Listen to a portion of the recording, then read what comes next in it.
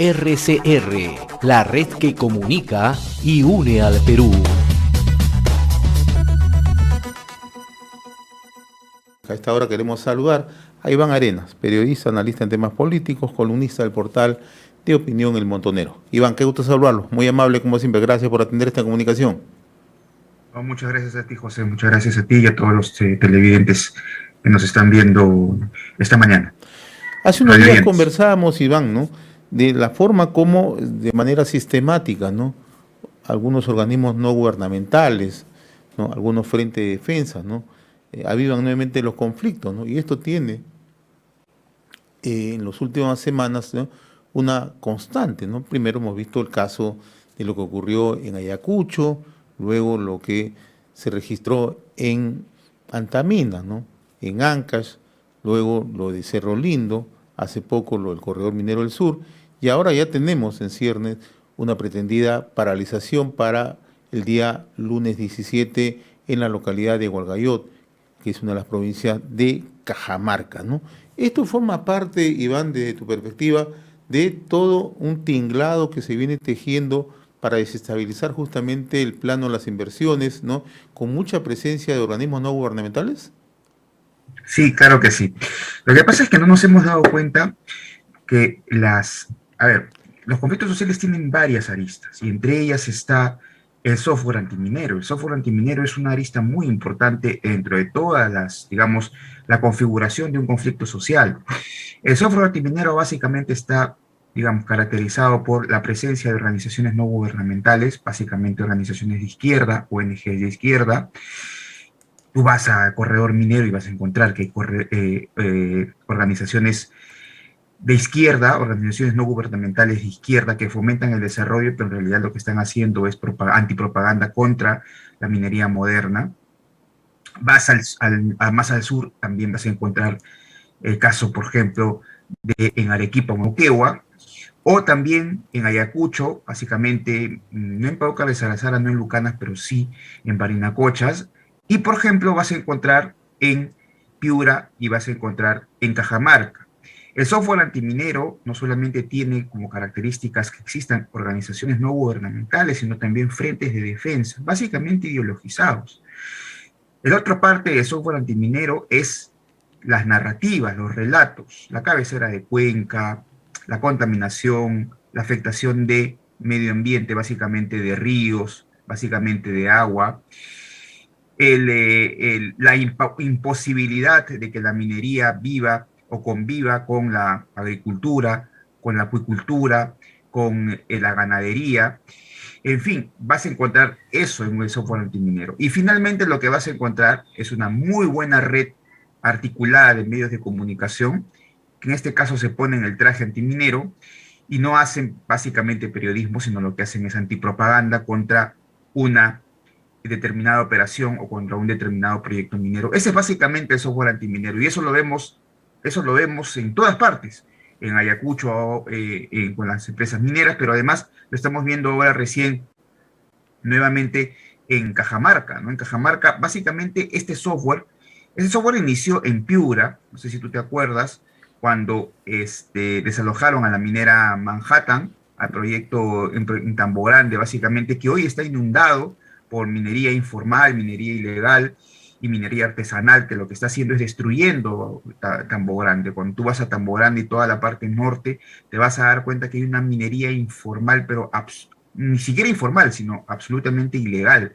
no solamente con consecuencias contra el medio Devastadora, ambiente. ese es devastadora, es la devastación que hay en esa zona. Totalmente devastadora. Quien vaya a Tambo Sí. Grande A, y, y, a y Lomas, toda, a Paimas, a Zapillica. exactamente, y quien vaya, por ejemplo, a la parte de más al norte, ya digamos en el norte, digamos en el Alto Piura, quien vaya, por ejemplo, Carmen de la Frontera, Zapalache, quien vaya a toda esa zona se va a dar cuenta que hay una mucha minería ilegal, donde estaban proyectos, donde supuestamente iban a estar proyectos importantes para que cumplen además todos los estándares sociales y ambientales, ¿no? Y lo mismo pasa, por ejemplo, ahora último en Antanorte, donde todo se configura. Por ejemplo, se dice que la empresa minera o la operación minera o el proyecto minero ha contaminado, por ejemplo, las truchas, ¿no? Y eso es imposible, o sea, es tan potente la narrativa que ante eso te muestran evidencias, muchas veces fabricadas, de verdad. En Ayacucho, por ejemplo, en Pallancata fabricaron la muerte de 300 truchas, con alevinos y todo. Entonces, igualito sucede allí, pero cuando, por ejemplo, entra la fiscalía, que hay un organismo dentro de la fiscalía que ve justamente afectaciones ambientales, posibles afectaciones ambientales para la investigación, cuando entra la OEFA, cuando entra la ANA, o cuando entra otro organismo más para calificar, ¿ya? Después de un determinado periodo de tiempo te dice que no ha habido contaminación, la gente ya no cree. Entonces, eso es lo importante acá son los golpes informativos, los golpes narrativos, y eso es lo que básicamente emplea. Adicionalmente eso, como te digo, existen frentes de defensa, personajes que de una u otra manera lo que quieren es, frente a una situación absolutamente institucional, es decir, que no existen instituciones, que el Estado no llega, que muchas veces las autoridades locales no se hacen responsables o no quieren entrar al conflicto, entran otros personajes que definitivamente lo que hacen es querer ganar agua para su molino. Posiblemente entren personajes antimineros ideológicos, el caso, por ejemplo, de Ayacucho, donde ves a personajes que son abiertamente antimineros en el sentido de que son ideológicamente de izquierda más ortodoxa, o tienes a personas que lo que quieren es ganar en esta situación y tienen ambiciones absolutamente personales, básicamente el tema de Chalhuahuacho, o el tema de Cotabambas, o el tema de lo último que hemos visto en Chumbivilcas, donde los frentes de defensa lo que no quieren es el desarrollo, es decir, el desarrollo integral y sostenible, sino lo que quieren básicamente, lo que quieren es un tema comercial. Entonces, lo que estás viendo en Cajamarca en estos momentos se configura básicamente como un conflicto social, donde la arista principal de este conflicto es una suma de factores, que es el software antiminero, que es un software muy poderoso, que de alguna otra manera es un software que, como te digo, si no tienes digamos, una estrategia muy fina para poder de alguna otra manera contrarrestar, de alguna otra manera equilibrar y de alguna otra manera ganar la narrativa contra estas narrativas muy poderosos, va a ser muy difícil. Y Cajamarca es una tierra, básicamente la tierra del presidente. Ahora le están reclamando al presidente, y he visto en estos últimos días la gente alrededor del proyecto, en Bambamarca, en Hualgayoc, lo que están diciéndoles que venga el presidente dijo que no va a venir. En fin, este es el gobierno que definitivamente ha cosechado, además de todo eso, la situación es más difícil porque este es el presidente o este gobierno ha cosechado relatos y narrativas, y la gente además le está reclamando, ¿no? Le dice, oye, ¿sabes qué? Ya no más pobres en un país rico, entonces que las empresas mineras ya no vengan, y en el último caso, como así pretenden hacerlo, en el último caso las inversiones tienen que ser estatales, ¿no? Básicamente la creación de nuevas empresas, en fin, estamos en una situación bastante álgida donde, como te digo, en Cajamarca particularmente, la situación, todas las demandas, todas las exigencias que se levantaron durante toda la campaña, que se encargó además el presidente Pedro Castillo en levantar, va a ser muy difícil poder enterrarlas porque justamente ha sido un agitador antiminero. Y yo quiero detenerme justamente en el tema de Cajamarca. Yo el lunes logré conversar con un ex dirigente del Frente de Defensa de Hualgayoc, ¿no? El señor Nelter Guevara, ¿no? Y él me comentaba en la entrevista que en efecto se está listando una protesta para el día 17 de enero, ¿no? En Hualgayoc, ¿no? Que además está siendo impulsada, me explicaba, por organismos no gubernamentales, ¿no? Entre ellos Grufides, ¿no? Manejado por Mirta Vázquez, que es la actual presidenta del Consejo de Ministros, y por Marco Arana Segarra, ¿no? Pero me puso otro tema, que nosotros lo hemos conversado en varias oportunidades. ¿Cómo es que ahora, dentro de la estrategia o dentro del plan de acción que tienen, ¿no? Todas estas protestas son itinerantes, ¿no? Reclutan gente de otras provincias, como en el caso de Hualgayoc, nos explicaba el señor Guevara, están reclutando gente de Chota y gente de Cajabamba, que no forman ni siquiera parte de los ámbitos de influencia de los proyectos que se ubican en la provincia. Sí, claro. Claro, igualito, por ejemplo, pasó, es esa misma parte de un software. Es decir, construye ese relato, creas personajes, te legitima socialmente trayendo gente de otra parte. En el caso de Ayacucho también sucedió lo mismo. El caso cuando atacaron a esta empresa minera a Pumayo, también sucedió lo mismo. No era específicamente gente de ahí, sino gente de otras localidades. Es más, algunos medios de comunicación de la propia zona lo que se encargaron era de inflar, de asusar, de promover la protesta. Sucede lo mismo en Cajamarca. Tú ves, en Cajamarca sucede exactamente lo mismo. Cajamarca es Además, Cajamarca es a ver, es una de las regiones donde las ONGs, básicamente Grufides, ha sido, digamos, campo de laboratorio de este software antiminero. Y eso a ver, no es un invento mío, no es una exageración mía. Por el contrario, Grufides, por ejemplo, estuvo detrás de el diseño, la ejecución de una gran narrativa que era la narrativa de la señora Máxima Acuña, ¿no? Entonces, Grufides, con la hoy presidenta PCM, que fue más defensora de la señora Máxima Acuña, pero Grufides sabe de estas situaciones, sabe de cómo articular, cómo armar este software antiminero, cómo organizar este software antiminero, de tal manera que si está Grufides allí, es muy, pero muy altamente probable que todas estas características de esta software antiminero se cumplan, ¿no? El tema de la narrativa, el tema del relato, el tema de los peces muertos, el tema de la contaminación del agua, el tema de la cabecera de cuenca, que hasta ahora no existe, es decir, una metodología para y eso, esa parte quiero detenerme, no existe una metodología específica para la identificación y menos para el registro y menos, mucho menos para la conservación, entre comillas, de esas cabeceras de cuencas. No le existen. Es decir, quien me diga que le existen, no le existen.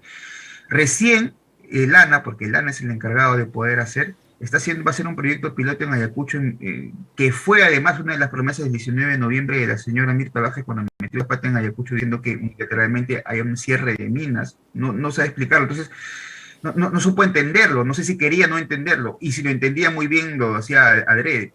Pero no existe una metodología de identificación. No existe. El gobierno regional de Ayacucho acaba de lanzar hace los primeros días, acaba de promulgar una ordenanza regional que lo tenía hace días, lo tenía hace semanas allí, y por presiones del gobierno, por presiones básicamente de parlamentarios de la zona, lo que han hecho es promulgarlo en el diario oficial del peruano, en el que este gobierno regional ya identificaba, ya registraba y decía que se tenía que conservar 25 de las varias cabeceras de cuenca, que además integran varios proyectos, no solamente mineros, sino además proyectos ganaderos, proyectos de turismo, pero además proyectos agrícolas. Entonces, estamos en una situación de desgobierno y de absoluta falta de institucionalidad, donde no existe la institución encargada, como el caso de Landa, no significa absolutamente nada, porque un gobierno regional puede, en este momento, sacar una ordenanza para identificar y proteger y conservar las cabeceras de cuenca. Es más, es altamente probable que esto se replique en otras zonas,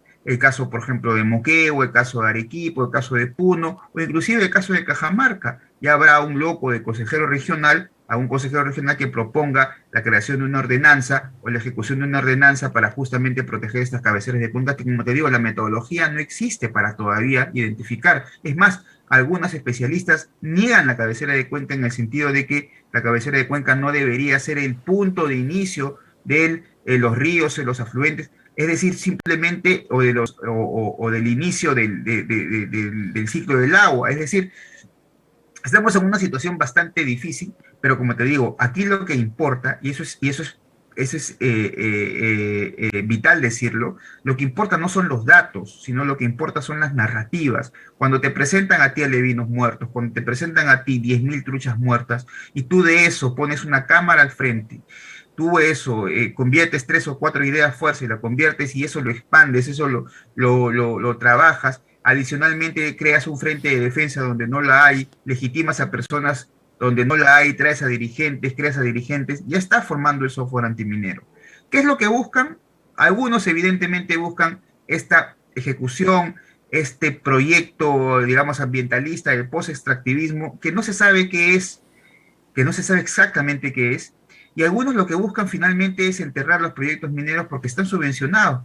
Básicamente el caso de las organizaciones no gubernamentales, que dicho sea de paso, valdría la pena revisar de dónde viene el dinero y para qué específicamente viene el dinero. Porque se dice, por ejemplo, que muchos traders o compañías mundiales de cobre o compañías mundiales de oro, que lo que quieren es justamente, lo que hacen justamente es pagan a organizaciones no gubernamentales, no digo que esto sea el caso, pero digo que vale la pena investigar, para que fomenten conflictos mineros y con eso acrecienten el precio de los cobre, del oro, del zinc o de la plata. Estamos en una situación muy difícil, muy difícil. Como te digo, adicionalmente a eso, tienes básicamente en Cajamarca una zona donde digamos, el 90%, el 80% ha votado creyendo en las palabras del señor Pedro Castillo, que era un animador de la no minería en la zona, era un asusador, un promotor de la no minería en la zona.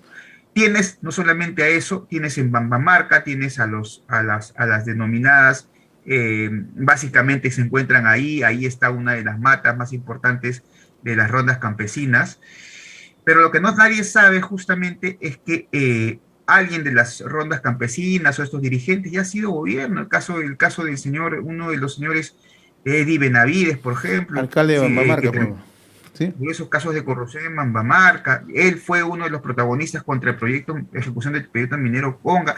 Estamos en una situación muy difícil, pero como te digo, todo esto es entender el software antiminero.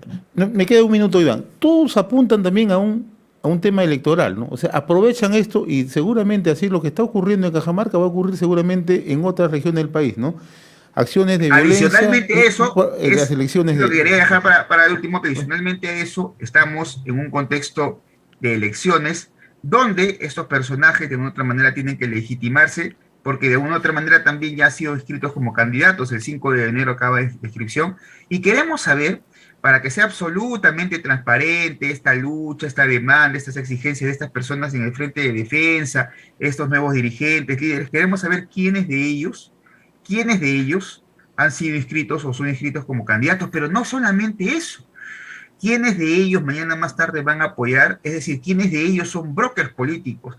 Porque hay gente que se encarga de asusar políticamente una protesta para la ganancia de él, pero él nunca va como candidato, sino lo que hace es un operador político. Mientras más se legitima, mayores posibilidades tiene de ir donde un candidato y tener una cuota de negociación, un poder de negociación.